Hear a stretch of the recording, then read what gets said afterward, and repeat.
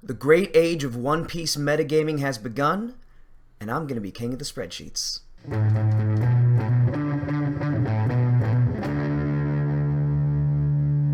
Pirate kings, pirate queens, and non-binary monarchs of the sea.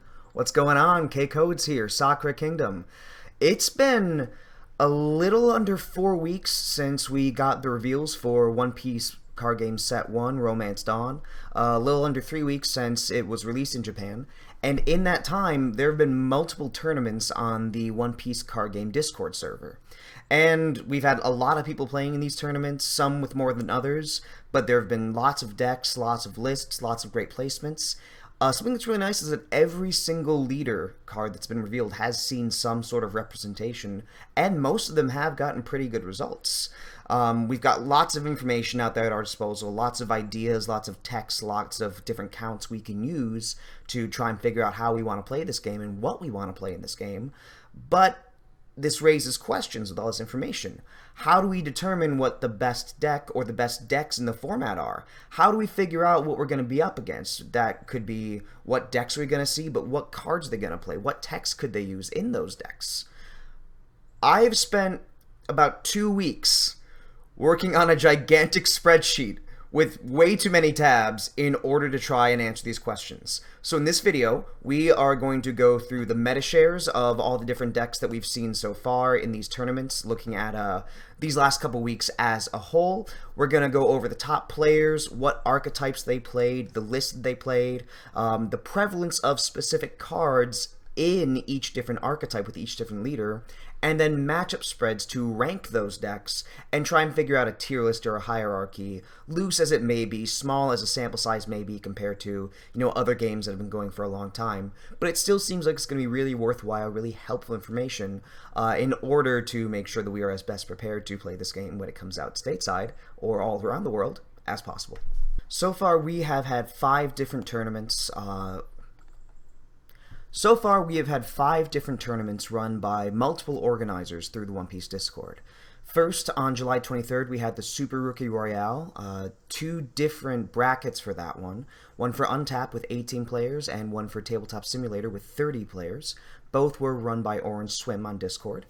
Then on the 24th, we had the Moonmen Tourney with 8 players run by Leo MMF. Also, check out the Moonmen TCG on YouTube. They've got some amazing One Piece content on there, stuff that's really helped me try and get a handle on this game. And I might be playing a game of One Piece D&D with him that will end up on that channel too at some point, so please give him a check.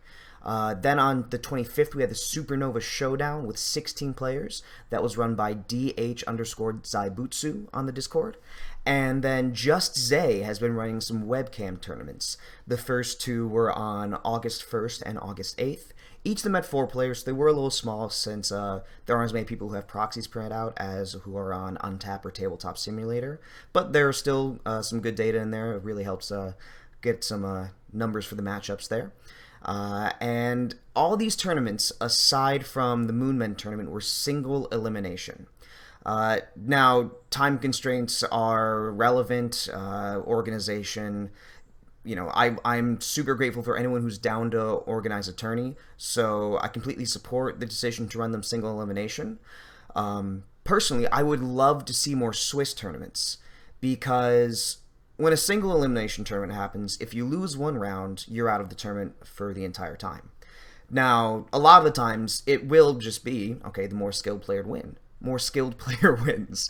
But sometimes, you get your opening hand, you brick. Okay, you get a mulligan. Sometimes it can get you into the game. Sometimes it's also going to brick. Sometimes you just have a really bad matchup against versus what you're going against. Sometimes that person just happened to tech for your deck. And yes, those all should count as a win for the other player, but that's not to say that you wouldn't get more wins as time goes on. So I think that does give a better picture of who does best in those tournaments. And for my own selfish purposes, it leads to a lot more games being played in total, which leads to more relevant and more complete data when we're trying to figure out best decks and format, matchup records, numerical questions such as those. So, 2 things to say. One, if you want to play this game, if you want to learn, if you're just getting into it, whether you've been practicing, go play in these tournaments. I just managed to do my first webcam tournament yesterday because I finally had some time. They're super fun. Even if you haven't played as many games as everyone else, it's still a great chance to get to know it. And you don't learn if you don't practice, and they're super low pressure. Everyone's really friendly. Go play in these tournaments. If you're organizing these tournaments, I would highly urge you to consider maybe running them as Swiss.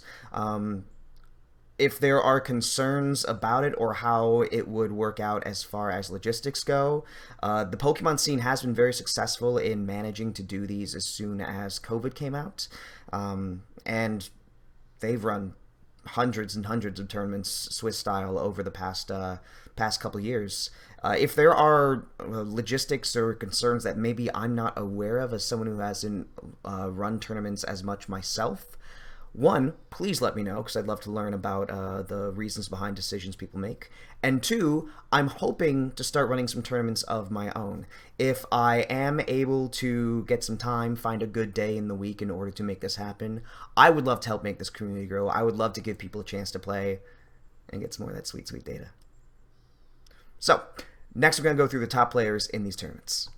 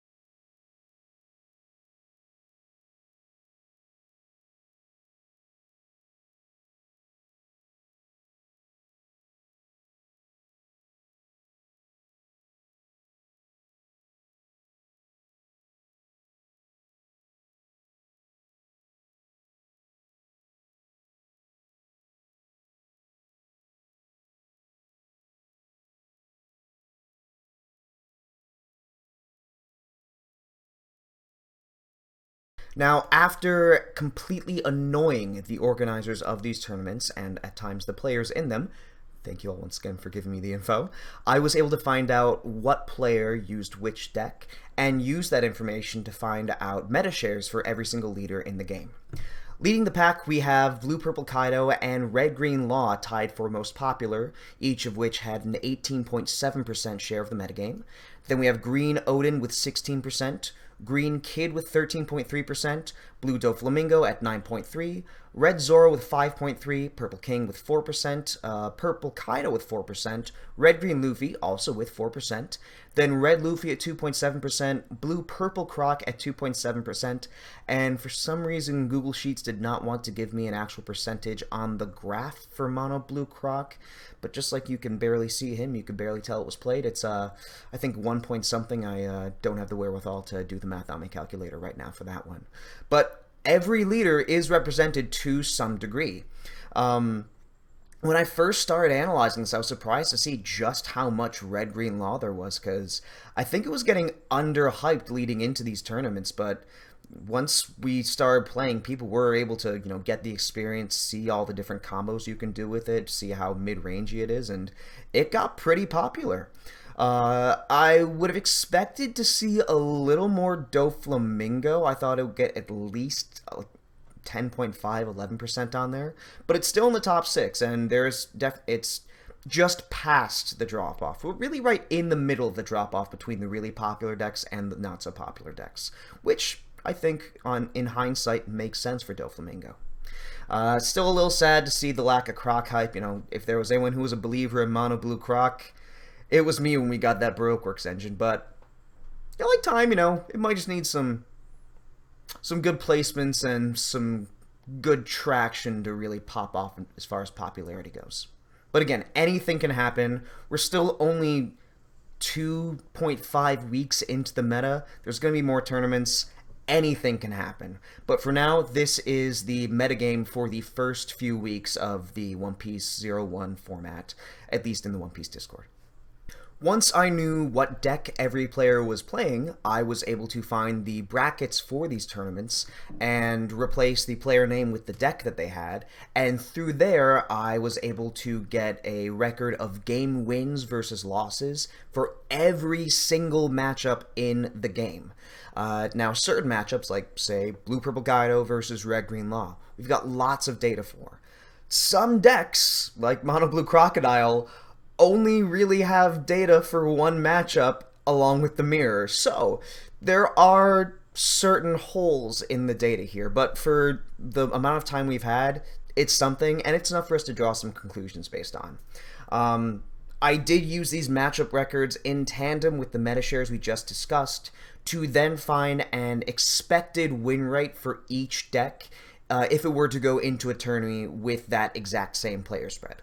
Of course, who you actually face, skill gaps, opening hands, things like that, will definitely affect it, and that expected win rate will definitely not hold true in every scenario. But as far as in a vacuum, all things considered, clinical, statistical sense to put these decks in order, this is the best measure I could find so far. And like I said, some decks only had a couple matchups to go with. Some matchups only had 1 or 2 games to go with for their matchup rates. So there are a couple 100% in the matchups, which, you know, is going to be a little unrealistic. I wouldn't expect Purple King to win against Red Zoro 100% of the time. Sorry, let me reverse that. Red Zoro to win against Purple King 100% of the time. So what I did to normalize that data, much like I did for the top 9 participants, was if there was any matchup with less games than the maximum number played for an individual matchup, in this case 16, the most popular matchup had 16 games played, I would take the difference between that maximum and the number played and assign the difference as an even number of wins and losses. So say that there was a matchup where a deck won 2 games and didn't lose any, that would then become an 8-win 6-loss, or a 6-win 0-loss would become an 11-win 5-loss. That way, we still have the advantage gained in these games played so far, but it's not nearly as polarizing as these really tiny sample sizes would suggest. Otherwise, Purple King would be by far the second deck in the format, and Green Odin would be on the very bottom. Now, things could shake up that way. For King, at least. I doubt Odin's going to be on the very bottom. But we really don't have enough data to say that confidently at that point. Once we get more tournaments and get more games in, I'm likely going to adjust this to use just those raw matchup numbers, maybe even use a snapshot of a shorter time period if we get to that amount of data before set 2 comes out. And the same thing will go with the miniature. I may adjust that to time periods as well as we go further along. As time goes on, or even as a sequel video to this one, I might even do a tech card analysis to see if there's certain cards that have a prevalence to swing certain matchups. And I might even start running tournaments myself, like I was saying earlier on. So as time goes on, we should get even more data to make the conclusions that we draw even stronger and even more relevant. Sadly, I have not been able to play One Piece as much as I would like to. I have not had much free time lately, and a lot of that free time has been spent on the spreadsheet and making the graphics for this video. So any commentary I give in this video on these deck images will mostly be data-driven. I have played at least one set with most of these decks, so I know a little bit of info, but I can't promise everything about optimal play. I'm not going to pretend that I do. Hopefully, I'll be able to speak more to that in future videos, and hopefully a lot of the other great YouTubers in the community can give you supplemental information to help you go down the road you choose to if this video helps you choose a deck to play. Heading into our first list, at number 12, we have Mono Blue Crocodile, which got 8 points, or an expected win rate of 8%. The best and only list that was played in these tournaments was run by Blue Numemon, who got 17th place in the Super Rookie Royale on Tabletop Simulator. He ran 3 Miss All Sunday, 3 Alvida, 3 Mr. One Das Bones, 4 Sentomaru, 2 Blackbeard, 4 Bartholomew Kuma, 4 of the One Piece Set 1 Pacifista, 1 Set 1 Boa Hancock, 3 Starter Deck Mihawk, 2 Starter Deck Crocodile, 3 of the Starter Deck Pacifista, 3 Set 1 Crocodile, 2 Set 1 Mihawk, 2 Overheat, 4 Desert Spada, 1 Crescent Cutlass, 3 Sables, and 3 Love Beam. It seems like he was really going on the blocker and bounce back to hand route. Alvida's a good early game card for that. You've got plenty of search for pacifistas with the Sentomaru and the Kuma in the deck here. Blackbeard helps you bounce as well. And you've got that Blue Crocodile in order to make your events cost less. And Mihawk as a very nice bounce beater. It can get over that pesky Green Eustace Kid character card if you have to run into a green deck there. I was a little surprised by the single Boa Hancock. I do think that if you're looking for another blocker that can also attack and draw you cards, it's a decent option. But at the same time, I feel like you could also just play a 5th Pacifista to play a little more consistently and then get yourself, you know, another attacker for free. But at the same time, I didn't play the list. The only blue I have played is with the Baroque Works engine back when it first got revealed. So he may have some sense and some ideas that I may not. It only played 3 games in this tournament, so we don't have a lot as far as matchup spreads go.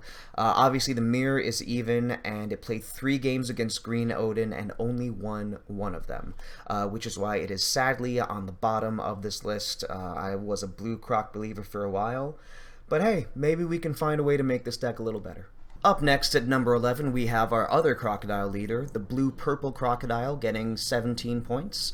And for this one, I don't have an average card counts either because there were only 2 lists played for this leader. Come on!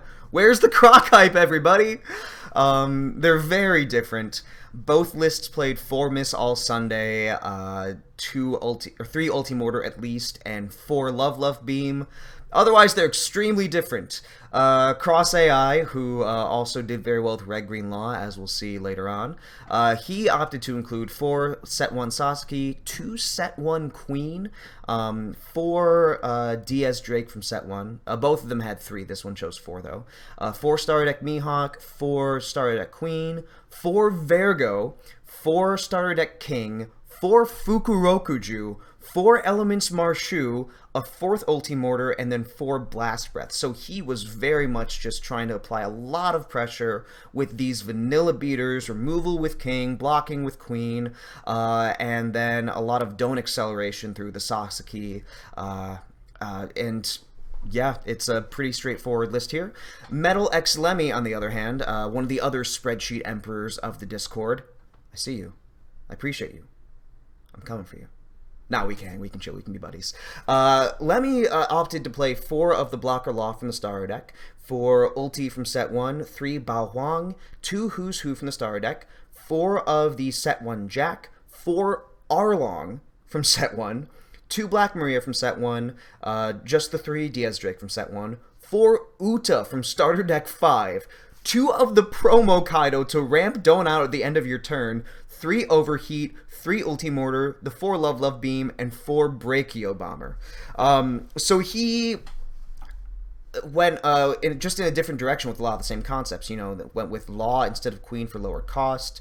Arlong as a really interesting piece of event hate, and then a little more on the hand control strategy with the Jack here. Both of these are very interesting lists. Again, Metashare was just 2.7, so not super popular. Only 6 games played. Won 1 game out of 3 against Red Green Law, 1 game out of 3 against Green Odin, and then the mirror was even. So no good matchups yet. but again, still early in the format. I know there are some people who've been testing this out. Big News Stickman is on this one. I watched this stream the other day, and he seems to have some pretty good ideas about this deck. So I think that there's a lot we can do with this one. And I think we can also explore more of the film deck cards, such as Decklist Bullet, in order to see what we can do with this one. But again, anything can happen here. Number 11, Blue Purple Crocodile. Next, at number 10, we've got Purple Kaido, 19.2 points here. Spaghetti was able to take 5th place in the Super Rookie Royale on Tabletop Simulator, and he ran 4 Who's Who from the starter deck, 4 Sasaki for ramp, 4 Hold'em for ramp, and then 4 Jack for even more ramp. This deck is just going to accelerate like no one's business, and I'm here for it. 2 Kamzo the Manslayer for some aggressive pressure while also taking your opponent's cards down with him. 2 of the Black Maria to get a nice big blocker on the field. 4 of the Page 1 from the booster that lets you attack your opponent's characters, get rid of some threats nice and early. 4 ulti in order to facilitate the Page 1 combo and also act as a really nice 2k counter. 4 Queen for a blocker that can get you some advantage. 2 of the Set 1 King, opting to get a couple smaller characters KO'd instead of one big one. 4 of the Set 1 Kaido. Just this deck is aiming to just dark hole the entire field and just smash them. Part of me worries about bricking with this many, but at the same time, there are a lot of low-cost options. And again, hopefully you're going to ramp with this, so I think that might even out, actually. I really want to try this list now. 4 Thunder Bagua to counter out and potentially ramp some more down if you are behind on life. 4 Brachio Bomber for a non-counter form of removal and additional ramp. And then 4 of the classic counter Blast Breath. This leader only took up 4% of the metagame, and we only have 9 games played, so, you know, we're getting a couple more for our matchup spreads, but, you know, there still could be more. It won 3 out of 4 games against Blue Purple Kaido, didn't win any of its 4 games against Mono Green Kid, lost its single game against Purple King, and of course the mirror is even, giving it an expected win rate of 19%. At number 9, we find ourselves with Mono Red Luffy getting 25 points. For this one, we still just had 2 players, so I'll start with what both of these lists have in common. They both run 4 of the Searcher Nami, 2 of the Set 1 Sanji. This one is really good for its 2k counter. I've always been a bit wary of giving up life to gain more power, but I can see how it would be nice if you're really going for endgame or just really trying to get ahead on clearing a board. It really makes me want a nice red-purple leader that just revolves around getting low life. That way you can use this card alongside Thunder Bagua to get even more Doan out. Hopefully we get something like that in one of these next upcoming sets. Both ran 3 of the Set 1 Luffy with the Strike immunity. This card, you know, it probably will get KO'd by someone who has a different attribute the next turn, but I think, you know, giving it 2 extra Doan for 2 cost, I think it's worth it for the investment there. 4 of the Rush Sanji from the starter deck, 4 of the Rush Zoro, one of the most prevalent red cards, 3 of the starter deck Zoro. This one kind of surprised me, but with Luffy's effect, at least the mono red one, I can see the value here. Both played at least 3 of the Rush Luffy from the starter deck. Both played at least 2 Radical Beam. Again, synergizing with that Sanji if you're low on life. For 2 years at Saburi, some more nice search. At least 3 Diable Jambe in order to get past your opponent's blockers. Now, for the differences, first we have Pixie Y, who got 3rd in the Untap edition of the Super Rookie Royale. He had 4 of the Blocker Chopper, 2 of the Set 1 Usopp to draw some cards when your opponent runs events, 2 Nico Robin in order to blow up your opponent's cards. I like to assume she's, like, attacking the main opponent, then some hands sprout out and just drag someone down.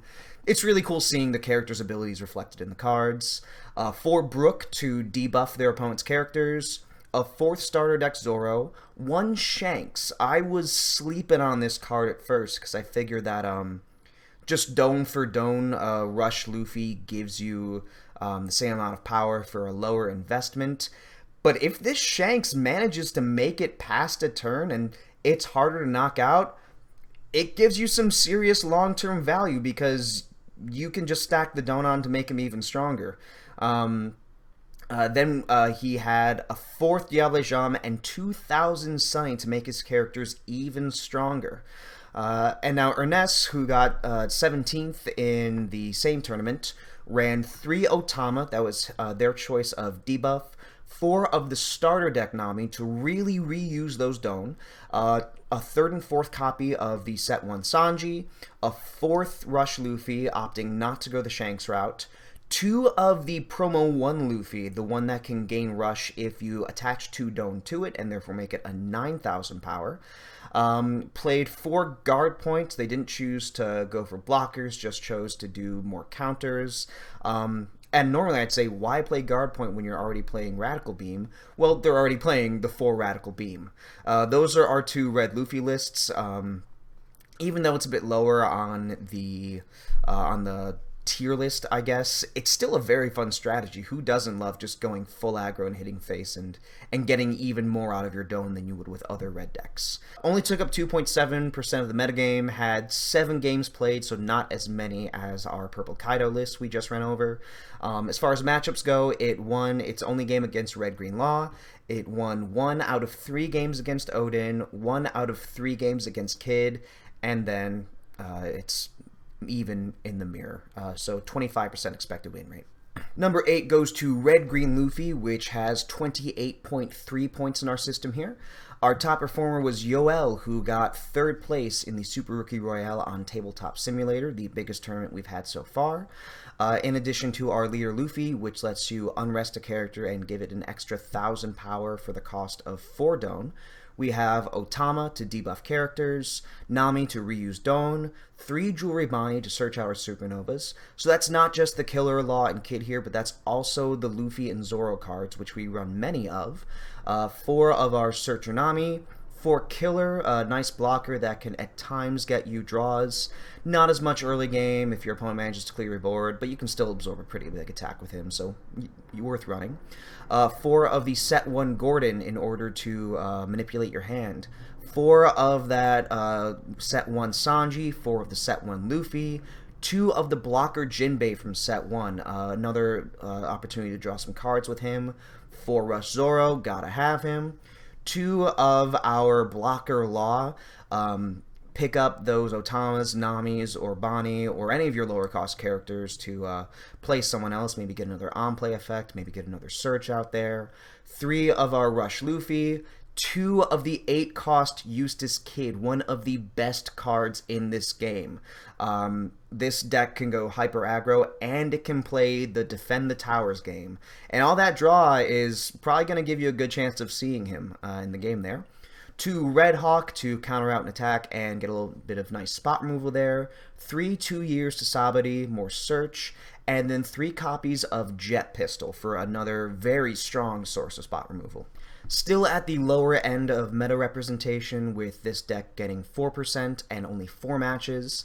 It won its only game against Red Green Law, won its only game against Blue Purple Kaido, lost a game against Doflamingo, and lost a game against King. And of course, the mirror is even, though no games are played. We just know that because the mirror is always going to be even. And it got a total of 28 points. Rounding out the first half with number 7, Purple King, 36.9 points. Craig managed to take 2nd in the Tabletop Simulator part of the Super Rookie Royale. He ran that King that lets you debuff your opponent's characters by 1,000 if you have 10 Don out. Only on your turn, though, so it's not super often that you get to do this, at least in my limited testing. But if you can make this happen, you're in a pretty good spot. 3 Kurozumi Semimaru to protect your Kurozumi characters, namely Higurashi, a very cheap blocker. 2 of the Who's Who, 2 Sasaki, 4 Jack for hand control, 2 Kamazo, 3 of the set 1 page 1, 4 Diaz Drake for even more hand control, 4 Ulti, 2 of the blocker Queen, 1 of the 7 cost King, again opting to go after those smaller characters in decks like Red Green Law in order to keep them at bay. And then every kind of Kaido. we've got 2 of the promo Kaido to really get that donut and get you closer to getting your leader effect. 1 of the 9-cost Rush Kaido to blow up your opponent's character and then hit them immediately. And then 1 of that 10-cost Board Wipe Kaido. 1 Elephant's Marshu to KO something small and get a donut.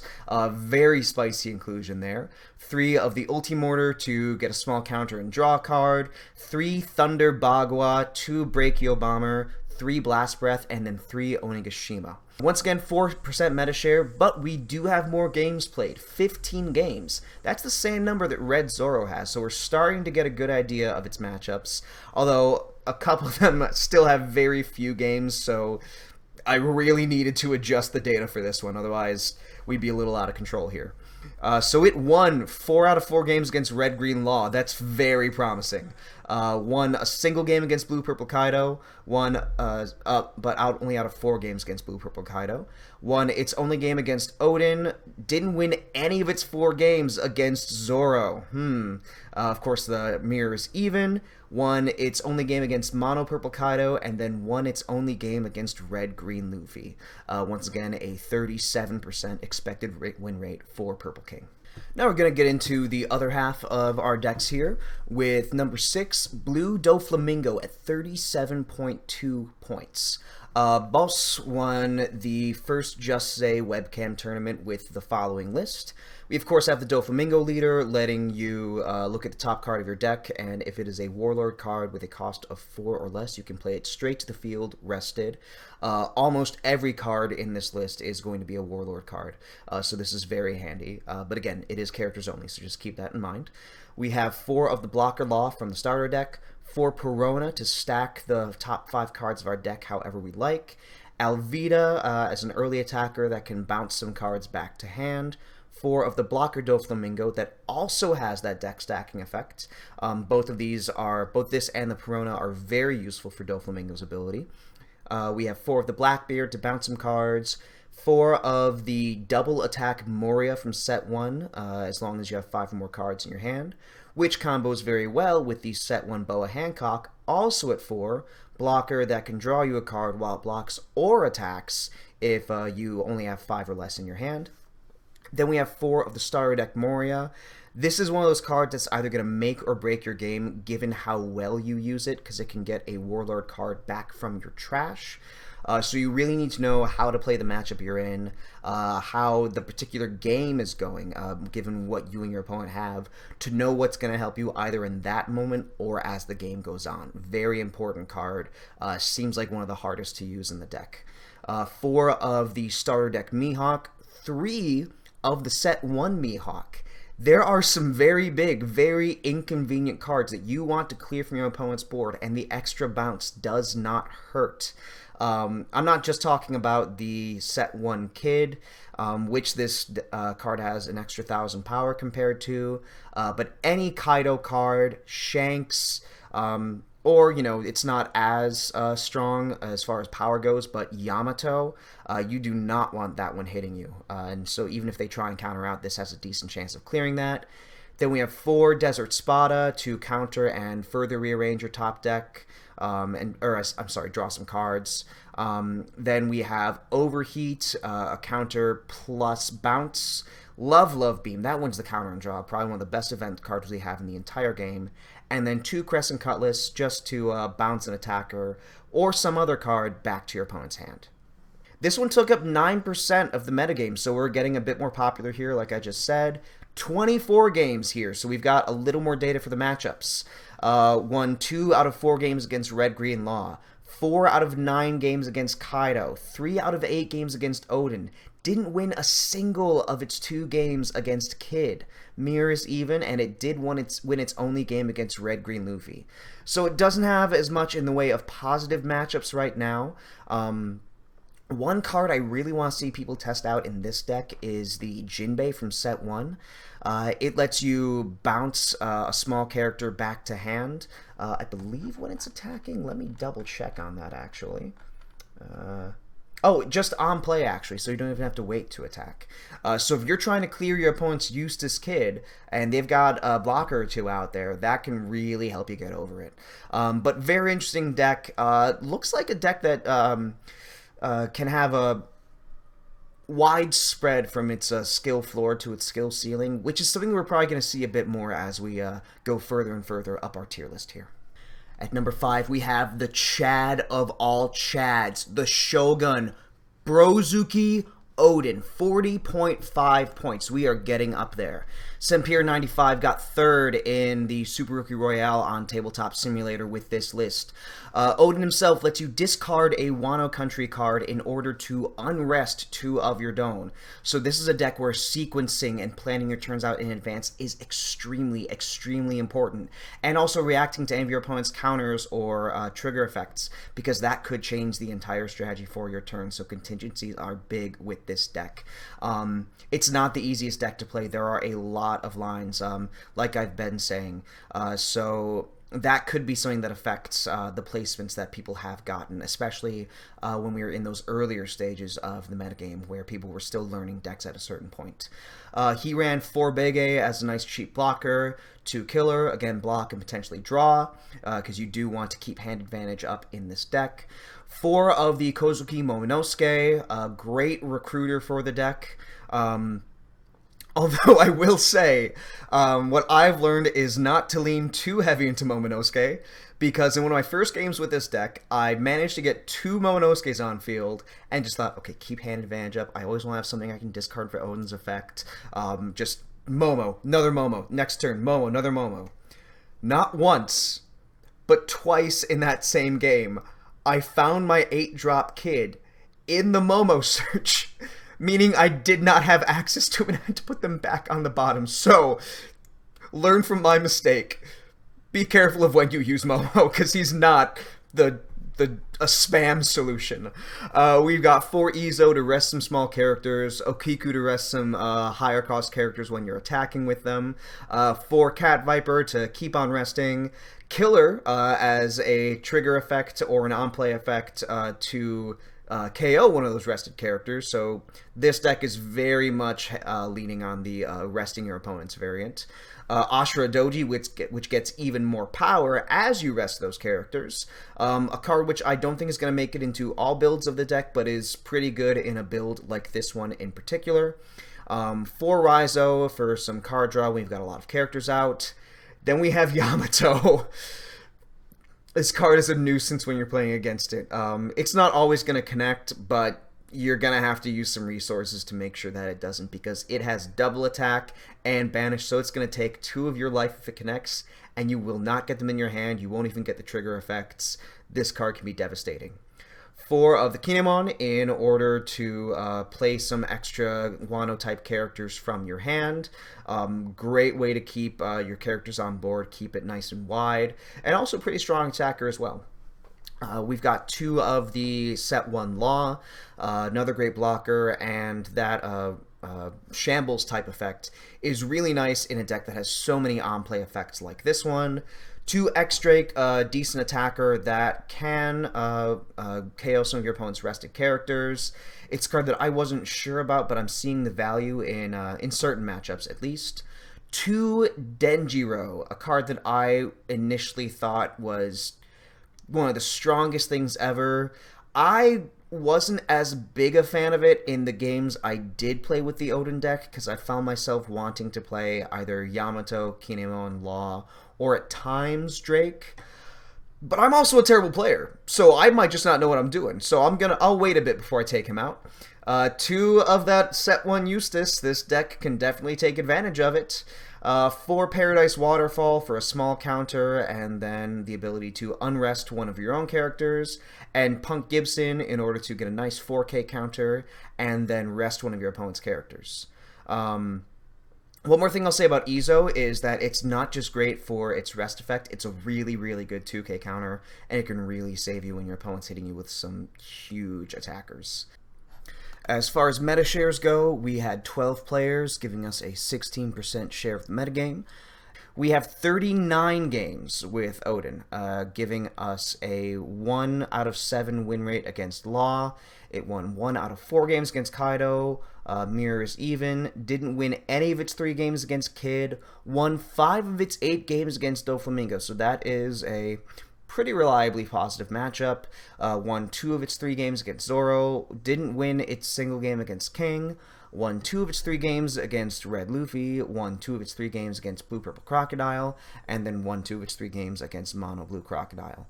So again, this could change depending on how the rest of its games go in the future, but it has a solid 41% win rate, which is, on the high end of the ones we're talking about today.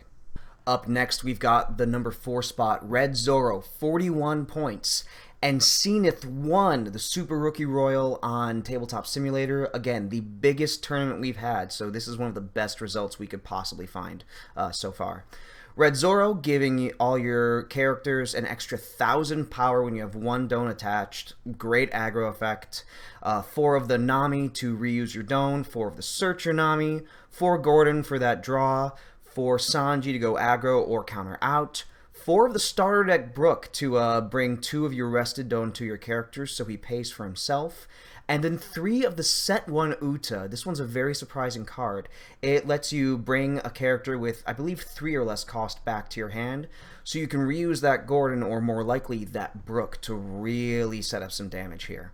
I am surprised at this card's usage, given the fact that there's... Oh, you can also use the Nami. So 11 cards it can bring back to your hand for an on-play effect. But clearly it's getting results. 4 of that Robin to attack and then blow something up. 4 of the Rush Sanji, 4 of the Rush Zoro, 2 Shanks, 4 Red Hawk, 4 in 2 years, 3 Jet Pistol, and 2 Diable Jean. We have a 5.3 metagame share, 15 games played, so the same amount as that Purple King. Won both its matches against Red Green Law, won 3 of its 4 matches against Blue Purple Kaido, even against Odin, 2 wins out of 4 games, didn't win its game against Green Kid, Mirror is even, of course, and then won all 4 of its games against Purple King.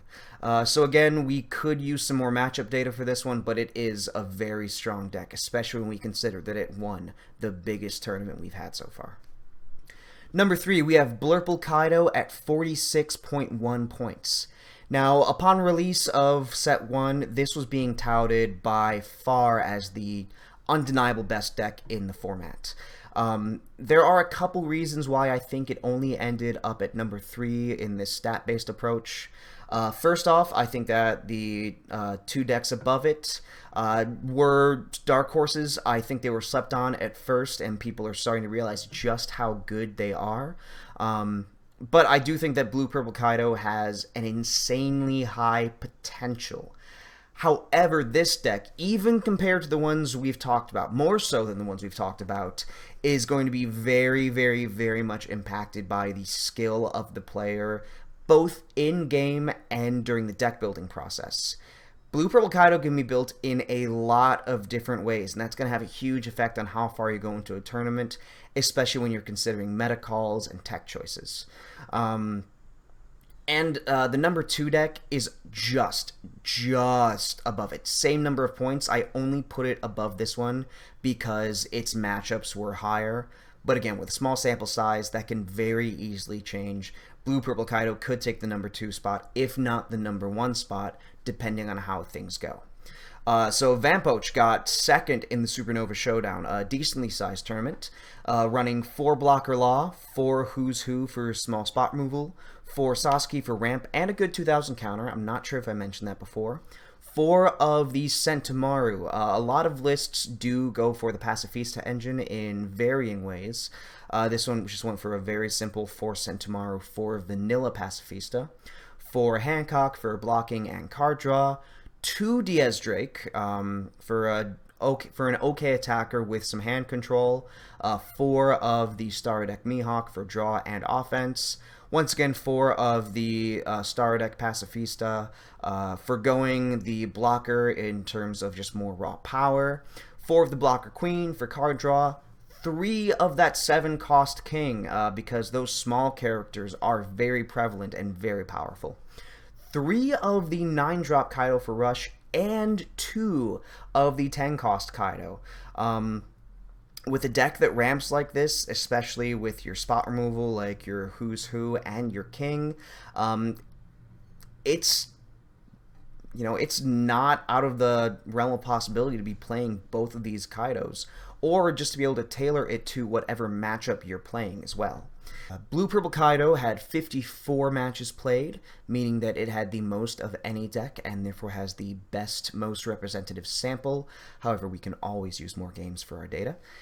We had 5 wins out of 13 games against Red Green Law. Mirror is even, as always. 3 games won out of 4 against Green Odin. 5 games out of 9 against Green Kid. 5 games out of 9 against Doflamingo. 1 game out of 4 against Zoro. 3 out of 4 against King, 1 out of 4 against the Purple Kaido, and it did not win its only game against Red Green Luffy, but it still has a very, very respectable 46% expected win rate as far as the matchups in this video go. And our number 2 deck is Mono Green Kid with a very respectable 46.1 points. Now, this is the same score that I gave Blurple Kaido. The only reason I put Kid ahead of it is because of its matchups. Not necessarily because it has a higher amount of positive matchups, but because its minimum and maximum matchup percentage are both higher than Blue Purple Kaido's. And Guillaume Plichard, hope I didn't butcher the name by the way, managed to win the untapped leg of the Super Rookie Royale with the following list. We have, of course, the Green Kid leader that allows you to unrest him as long as you discard a card and rest 3 Don. We have 4 Jewelry Bonnie to search out our Supernova cards, of which we play many. 4 of the Blocker Killer, a 4/4 line of the Penguin and Shachi combo, 4 Izo to rest our opponent's characters and get that sweet, sweet 2k counter, 4 of the Starry Deck Killer to KO our opponent's rested characters, 4 Beppo. Now this is sort of the heart and soul that sets Guillaume's list apart from the others. Beppo, when it has 1 Don attached and attacks, allows you to play any cost 4 or lower Heart Pirates character from your hand directly to the field. So this not only includes Penguin and Shachi, but also includes Jean Bar, which is a very strong 4-cost 6k beater.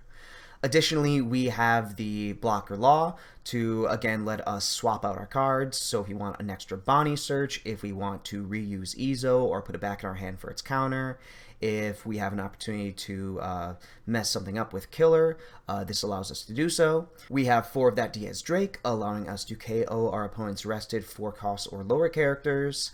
4 of the 5-drop Law from the Starter deck. Now this is one that I'm kind of iffy on, because I think the deck I've played most is Green Kid, and I often don't find myself in a place where I want to play him and would rather just discard something off of the leader effect.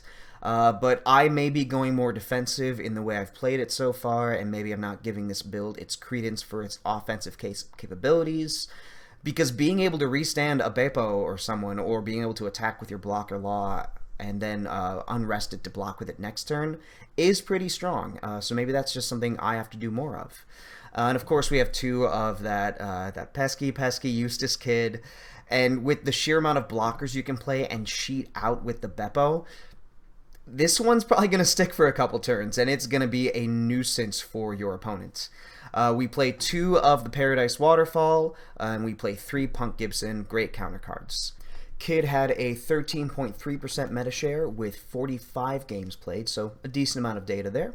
And as far as matchups go, it won 5 out of its 11 games against Law, 4 of its 9 games against Kaido, so both of those matchups are somewhat unfavored, but still close.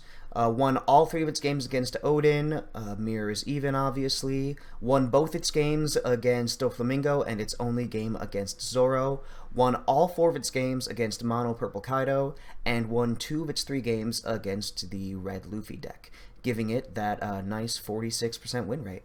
Now, I will go through a second list. This one was played by Alcy1 to a 4-1 finish in the untapped version of the Super Rookie Royale.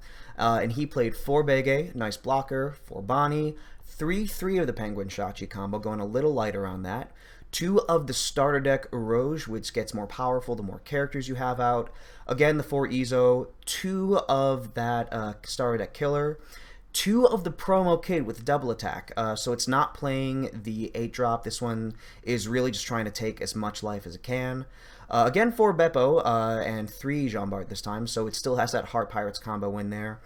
3 of the Blocker Law, 4 of the Starter Deck Law, a full 4 Paradise Waterfall, 4 Punk Gibson, along with 2 Straw Sword to get an easy rest on one of your opponent's characters, making Killer more easily live, and 2 Straw Sword for some very high cost but very, very, very effective removal. And that's Green Kit at number 2. Time for number 1. And finally, we have the number 1 deck in the format, Red Green Law, with 51.9 points. That's the most we've got here. That's the highest win rate we have. And he's not just in there because he's my favorite character. He's got the stats to back it up, at least for the metagame we have so far. People are really sleeping on him, but I think it's just because this deck has so many lines of play that it's going to take a while to learn to play it optimally, and also there's so many deck choices you can make, much like that Blue-Purple Kaido list. Cross AI got first in the Supernova Showdown, undefeated, and he has a really interesting list. 4 Otama for that debuff, 4 of the Blocker Chopper, just one of the Don't Recharging Nami, 4 Bege, 4 Bonnie, 4 of the Searcher Nami, 4 Gordon for that top deck, 1 of the Starter Deck Killer. This is really thought through for matchups. 3 of that aggressive Nico Robin character, 3 Raizo for more draw, only 2 of the Rush Zoro. Really interesting to see that. 1 Rush Luffy, 4 of the Blocker Law, 1 Diaz Drake, 1 Starter Deck Law, 2 Eustace Kid, because we gotta play Defend the Tower Magnet, 3 Radical Beam, 3 Jet Pistol, and a single Round Table in order to just zap those Shanks and Kaido down to 0 and get right over them, and that Eustace Kid as well. Really crazy list. Like, the sheer amount of one-ofs in here. In a game like One Piece, where you don't have the sheer search potential of something like Pokemon, it can be harder to justify one-ofs like this. But, you know, the Killer and the Drake both have very similar purposes, so you can kind of see why they fit together. It's just one has a trigger effect, one can get higher cost characters out there. And then the Nami and the Round Table are placed in there probably for very specific matchups where you have to be more on the aggressive end of things. So it seems that Cross really put the game in, really put the reps in, really thought out what he would need for very specific matchups. So big props to Cross for coming up with a list like this. 18.7% of the metagame, so again in that top spot as far as popularity goes. 52 games played, so almost as much as that Blue-Purple Kaido. Mirror is even once again. It beat Kaido 8 out of 13 times, beat Odin 6 out of 7 times, it beat Kid 6 out of 11 times, even against Doflamingo out of 4 games. So those top 6 decks, it has even or better matchup percentages against, which is really great to see. Didn't win either of its 2 games against Zoro, didn't win either of its 4 games against Purple King. Now this could just be low sample size, people still learning how to play King effectively. But this is a matchup that I really want to know more about. Didn't win its single game against Red Green Luffy or its single game against the Red Luffy, and won 2 out of its 3 games against Blue Purple Croc, giving it an expected win rate of 52%, which is the only deck to break even on there. So clearly this deck has so much potential. Again, a lot of thought has to go into how you're going to play it, how you're going to play your matchups out, but if you can get the practice in with this, it's a great pick. I don't know if I'm ready for it. I think I've got to get a lot more practice in before I play it in a tournament, but I'm very excited to explore Red Green Law more thoroughly. And now we have Skyrian's list, which he used to take down the Moonmen tourney. And this is a really cool build, because it focuses more heavily on the green aspect of it, focuses more heavily on the Wano country part of things. First off, we got the 4 Otama, which I just realized in that previous list, you can attack with after using Round Table in order to knock out something huge, which Has to be hilarious. Gotta love to see it. 4 of the recharge Nami, 4 Bonnie, 4 Bege for blocking, 3 Killer for blocking, 4 Momonosuke, which you can use to search out any of your 3 Izo, and those 2 Yamato we've got over there. 4 Gordon for the draw, 4 Rush Zoro to go super aggro with it, 3 Rush Luffy, 3 of that blocker law, which is such a crazy combo if you cheat it out with the leader law, 2 of the Star Deck law, 2 Red Hawk, 2 You Can Be My Samurai, or as the Yu-Gi-Oh players like to call it, Pot of Greed, and then 2 Paradise Waterfall. With Law's effect to let you swap out your small characters for your big one, it's so efficient on Doan. It has so many options once again. Really, really excited to see how people explore and even further improve upon Red-Green Law's performances in the future. And to finish this whole thing off, let's make ourselves a nice fun tier list. So, at the top of the game right now, we've got Red-Green Law with that score of 52. Coming up right behind it, we have Green Kid and Blue-Purple Kaido with 46. Then we have Green Odin and Doflamingo at 41 and 40 respectively. Going to put those in Tier 2. For Tier 2.5, we've got Red Zoro and Purple King, both with 37. Tier 3, we've got Red Green Luffy at 28, and we have Mono Red Luffy at 25. And then in Rogue, we're going to put Purple Kaido in with 19, Blue Purple Croc with 17, and... Hold on a sec. You have been doing so bad that you're just going to get your own. Oh, hold up. And Mono Blue Croc goes in at the very, very bottom, but let's see if we can change that up. Alright, friends, I'm going to leave you with a couple more graphics. Right here, you have the full table of matchups. This is with the adjusted win rates. And here is a version with the raw fractions on there. And here is a bar graph giving a more visual representation of where these expected win rates fall in relation to each other. So thank you all so much for watching. I hope I was able to give you some information that you either didn't know about, or this helps confirm some of your own findings. If you disagree with any of my points, if you have ideas for better ways to format this, I always appreciate that. Let me know down below. I was given a couple notes on the graphics before I made this, but I was already so far along that it just would have been way too much to enact them, and I've already spent 2 weeks preparing for this. Hopefully I'll be able to do more of these as we get even more tournaments in the meantime. Hopefully we get to shake things up even more, maybe get some even better, less played contenders up on here. Hopefully I can run some tournaments of my own very soon. If you enjoyed this, please leave a like. It helps me out very, very much as I keep on making content for you. Once again, thank you so much. Subscribe if you want to see more. I hope you all have a great day. Hope I get to play some games with y'all, and I'll see you soon. K-Codes, Sakura Kingdom. See you later.